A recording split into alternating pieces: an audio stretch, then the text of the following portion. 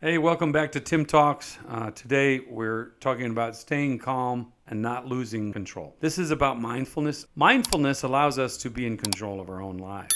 What to say, how to say it. Today we're going to get into the topic of choice. We have a choice? We do. And so let's get into how we can talk about the choices we make. Now, we may not be able to control all the choices that come up to us in life, in everyday life. There may be some things that we have no control over, but there are things that we have to think about and talk about. It's like we can't choose the weather, right? We can't make the weather do what we want. That's no choice. But what we can do is, how are we going to react to the weather? What are we going to do? Are we going to bring an umbrella or not? If we hear about what's going on, what do we do? The thing is, we want to choose not to be victims of our circumstances. The thing we can do is choose our reactions. That's the most important thing.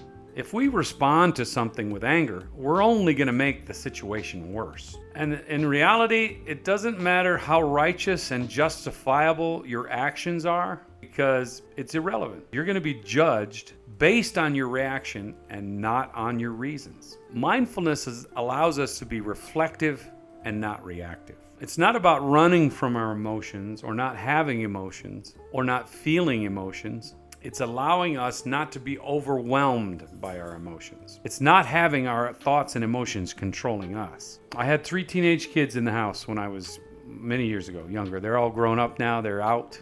They're on their own. They're adults, living great lives. And I also was a teenager once myself. The struggle with emotions is real and overwhelming. The part of the brain that regulates the teenage emotions isn't full grown yet. It's not developed 100%. So the part of the brain that regulates teenage emotions isn't fully developed yet. But the emotions are like a full-grown man, full-grown person. So sometimes something small can turn into a huge deal based on that. So let's say you're walking in the hallway at work and you see a buddy of yours and you look right at him and you say, "Hey, how you doing?" He completely ignores you, doesn't say anything to you, like you're not even there. But you saw him looking at you, right? What's up with that? So you walk to your class or you walk to your office and you think, why didn't he say anything? What's going on with this guy? I know he saw me.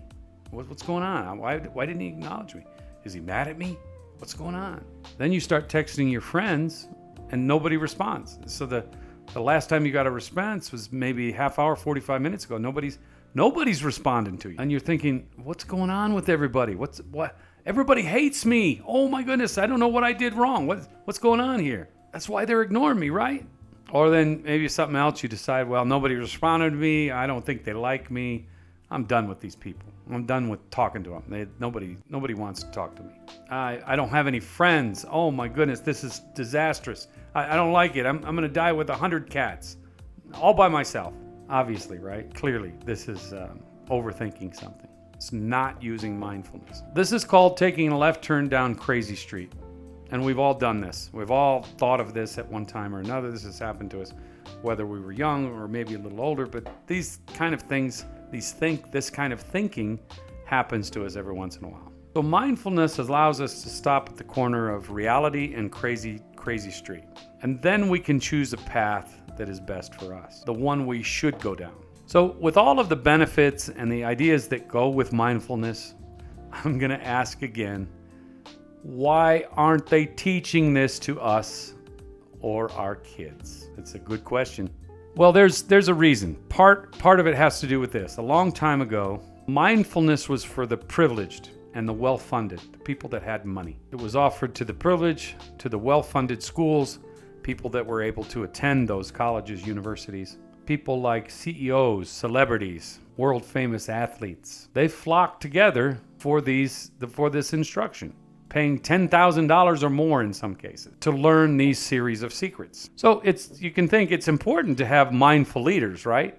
But what about the ones that don't get the privilege of learning mindfulness? The innovators, the doers, the inventors, people that have a great mind to begin with. They're born with this ability, but they can't afford to pay for the schools or the learning that is required to get this mindfulness. So do you think only the people with money, the born with money, are the ones that have this ability? I don't think so. What about those born in poverty? What about the poor people of the world? I know that poverty is traumatic, and we know that trauma changes the brain. People that were born in situations where they can't get out of anything. They're in a very bad area of the world, a part of their life, or even a neighborhood.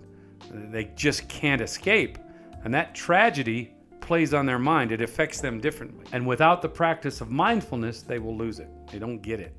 They don't understand it. And those gifted children will be left behind. This is something that I feel very strongly about. I think mindfulness should be given to every single school, every single child in any city, any town, any state, any country, across the world. This one thing, mindfulness alone, could change the face of the earth itself. We know that schools are the #1 supporter for children across the globe. And we know that every school, I don't care if it's in the United States, I don't care where it is, they're struggling. Teachers don't get paid enough. Kids suffer. Sometimes schools only teach for tests. That's another thing. I don't want to get started on that because it's one of my pet peeves. We know that mindfulness works. So again, I ask you, why aren't they teaching it to you? Why aren't they teaching it to kids? Let's touch on a couple other mindfulness issues, like mindfulness listening. Now, this is going to be important in every relationship you have. It doesn't matter if it's at work or you're a significant other. It doesn't matter. Listening is so important. It affects every aspect of your life. Mindfulness eating, that's going to affect your physical and mental state of what you take into your body. Mindfulness breathing, it allows you to focus on calm and peace amidst the chaos. Now, these practices ultimately lead to compassion, generosity, kindness, and altruism. We need the world to be more mindful, and we need you to be more mindful. First, we have to decide that there's going to be change in the world, and that change stems from you. You can be that change. Now, I've asked many times throughout these two parts, why is mindfulness not being taught? I ask you to personally take responsibility for your own life. You have to choose your own future. You're the one that makes that choice. That's what it's all about. Change will happen by choice, and there's no other explanation for it. Mindfulness is not by chance. Doing your own thing and thinking about things through mindfulness and practicing mindfulness will help you. It starts with you. Ciao, ciao, everybody. See you later. Have a great day.